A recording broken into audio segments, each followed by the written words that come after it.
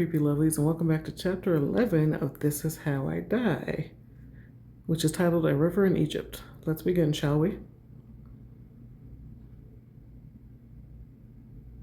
Okay, never mind. Oh, sorry, the nickname is, I think that's adorable. Great, now I want to date a guy named June so I can call him Junebug. But June spent the next 3 hours trying to talk to Imani, who repeatedly sent his calls to voicemail and swiped the notification for his texts away.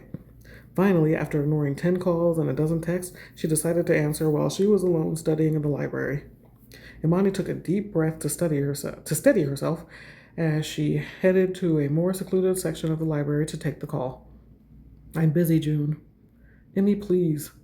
I only answered to tell you to stop calling me." "Forever or just for the rest of the night?" Imani stayed silent for a minute, which made June's stomach knot up. "Emmy, let me explain." "Explain what?" "You were just visiting a friend, right?"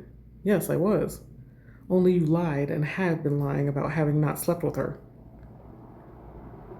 "Technically, we didn't sleep that night." Oh my gosh.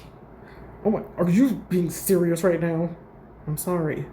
"About what? Lying? Getting caught?" "Both. I should have told you, but..." Imani impatiently tapped her finger against the back of her phone while she waited for his explanation. Exasperated, she audibly groaned with so much annoyance it sounded like a growl. "But what, June?" "But I don't know why I didn't. I was just hurt and trying to let go of her since it was obvious she didn't return my feelings." "Is that why you're with me? To try and get over her?" "Please don't twist my words or read more into what I'm saying." "I'm not doing either. I'm asking you a question." June anxiously bit at the corner of his bottom lip as he sorted through his feelings. "I'm with you for a multitude of reasons, but getting over Sue isn't one of them." "Are you sure about that?" "Yes." "So then what did I witness between you two?" "You witnessed two old friends catching up." "And admitting that they slept together." "Yes, a very long time ago." Imani sighed and ran a hand over her hair before grabbing hold of the back of her own neck. They sat in silence for a moment, June waiting nervously for Imani to speak her mind and Imani thinking on what to say and all of that June had said. "You said she didn't return your feelings, as in past tense. So does she return them now? If she does, she hasn't told me. And if she did tell you, then what?" "She knows I'm with you, Emmy." "That's not an answer, June." "Do you think for even 1 second that I would ever be disloyal to you or tarnish what we have?" Imani sighed as she leaned against the wall and let her head fall back. "Not on purpose. Emmy, the only people who can tear us apart are you and me. I want to be with you, and I'm hoping that you still want to be with me." Imani's mouth pulled to one side as she felt a sting of pain in her heart from fighting with June. "Yes, I still want to be with you." "Then can we please just focus on that and forget about the past?" "It's not the past if you still have feelings for her, June. And don't say that you don't, because I know you better than that." June sighed heavily. "I've known her since forever. And yes, I have also likely felt romantic feelings towards her for just as long. But I know that she and I would never work. But you and me, we could really last. If that's what you want." "Is that what you want? A future with me?" "You know I do. I told you as much that first night we were together." Imani couldn't help but to smile a little at the memory of her first time with June. "I remember. But that was then and this is now. So being back in our lives changes things. Oh, Sue being back in our lives changes everything. And let's be real, she's not exactly known for respecting boundaries. But we're both her friends. That makes all the difference."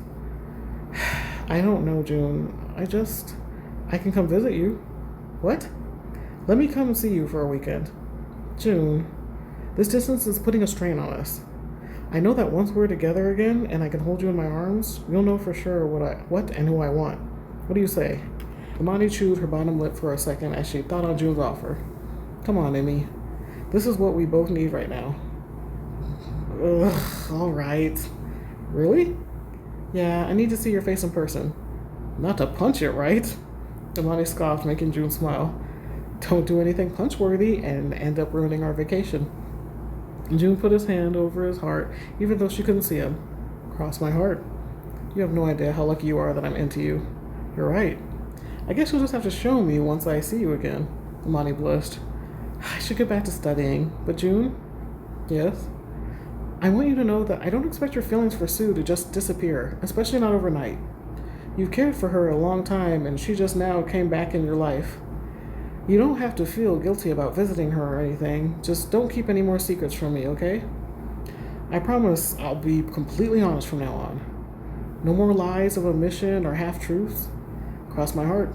Again. I can't stand when you act all cute. Makes it hard to stay mad. In that case, I'll make sure to be cute more often. Imani rolled her eyes with an open mouth grin.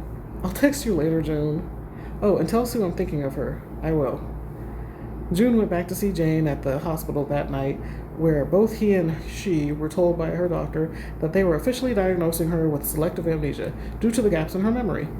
But since she was healthy overall, they planned to discharge her the next afternoon. After receiving the all clear from her doctor, June celebrated with Jane about her good health and with some tasty shrimp fried rice from a restaurant not far from the hospital. June and Jane both laid back in her hospital bed, feeling satisfied after eating the rice. Jane sighed contentedly and crossed her arms over her stomach. That was truly delicious. So much better than the lime jello and dry egg salad sandwiches they fed me here. June put one arm behind his head. Yeah, most of the staff here said they go to the restaurant where I got the rice every day for lunch. They don't get bored of it? She said. No, none of them said so. Huh. Don't get me wrong, it was good, but I'm pretty sure I'd get sick of having the same things every day after a while. June turned his head towards her. Like when you worked at that one yogurt place during our 8th grade summer break? Hmm? You remember, you wanted this new pair of cow print boots like that one singer Shania had, but they cost $80, and your mom said you had to earn the money yourself if you really wanted them, so you worked at that yogurt shop near school called Oh Yeah Yogurt for the summer. Jane quickly thought up through all the memories of Soo-young that Micha had shared with her until her twins' time at Oh Yeah Yogurt clicked in her mind. Oh my gosh, I had almost forgotten about that. Jane made a face as she recalled a story Micha had told her as if she had lived it. Ugh, I remember I smelled like rotten jam for a week after they introduced that new flavor called Toasty Madness. It was basically slimy flavoring drizzled on top of creamed ice that was supposed to taste like toasted marshmallows, but actually tasted like chalk. Ugh, I still can't even look at yogurt to this day.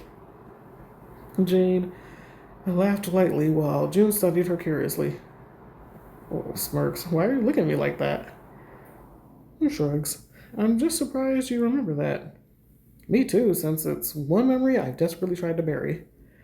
It wasn't even worth it to work there since my mom kept taking whatever little money I earned for myself, for herself, further proving what a hateful liar she is. Jane quickly caught herself remembering how Micha told her that even though they didn't get along, Soo-young never said a bad word against her mother. I just mean that she didn't keep to her word of allowing me to buy the boots if I earned the money for them, is all. Jane shifted uncomfortably as she felt June's eyes on her. Yeah. It wasn't really fair of her. Exactly. That's all I meant.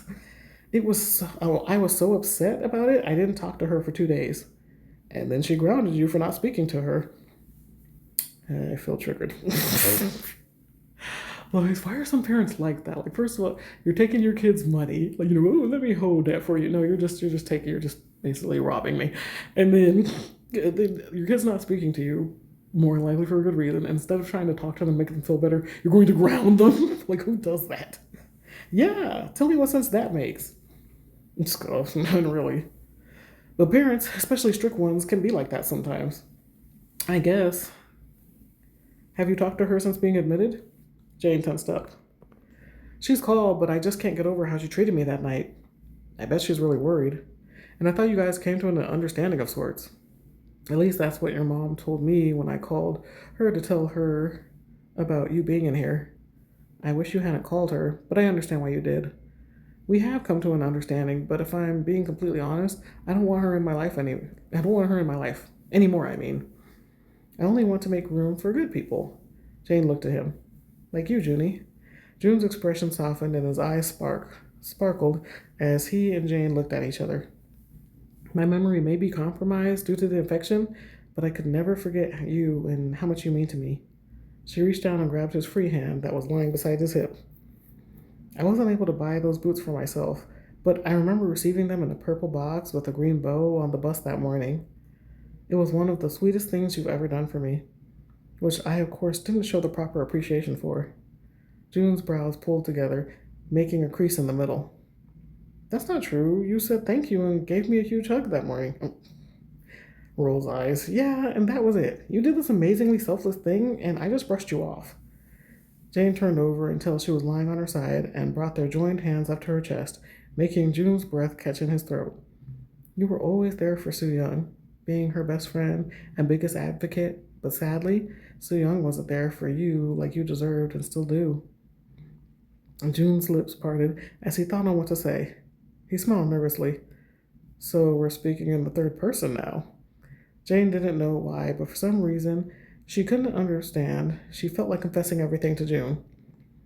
She was used to looking out for herself and never really had anyone that truly cared about her.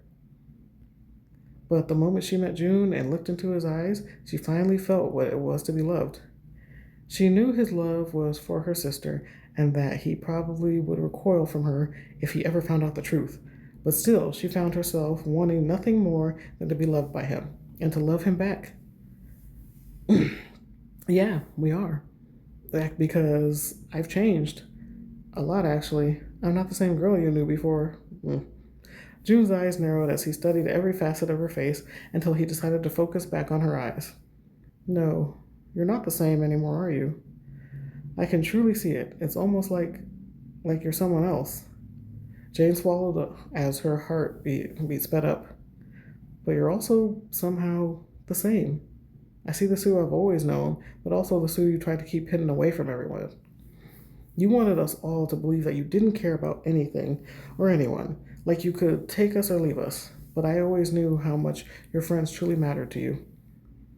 Jane held his hand a little tighter. You mean how much you matter to me? You mean how much you matter to me? She brushed her lips against the back of his hand, making his eyes go wide. And still do, June. They sat there absorbed in each other's presence when June suddenly gave her a sad smile. I will always consider you my friend. He slowly slipped his hand from hers, and so will Emmy. June leaned up and sat on the side of the bed with his back facing Jane. He looked over his shoulder at her. She said to tell you that she's thinking of you, he said before standing up and heading for the door. He gripped the handle. I'll be back tomorrow to pick you up from the hospital. Jane felt a tear slip down her cheek as she nodded her head in agreement, even though June wasn't looking at her. She sat up, brought her knees to her chest, and wrapped her arms around him. Okay, I'll see you tomorrow then, she said with a bit of a broken voice. June left and Jane dropped her head into her lap and cried silently. An hour later, her phone buzzed to life as Michal called her. Jane sniffled and wiped her nose before answering. What do you want now, Mimi? Rude. I called to see how things are progressing. I told him how much he mattered to me and practically kissed the back of his hand.